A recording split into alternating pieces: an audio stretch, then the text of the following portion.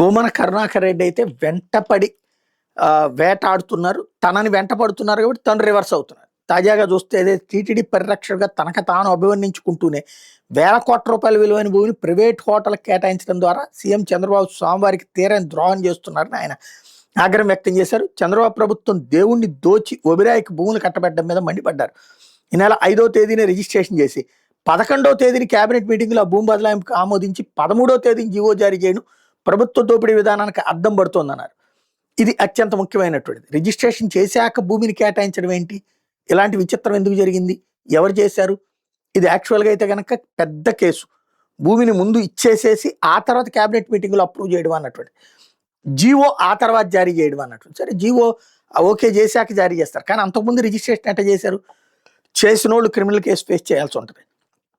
ఇది అత్యంత ముఖ్యమైనటువంటిది. 18 కోట్ల విలువైన టూరిజం భూమికి బదులుగా 460 కోట్ల విలువైన 20 ఎకరాలు కేటాయించడాన్ని తీవ్రంగా తప్పుపెట్టారు.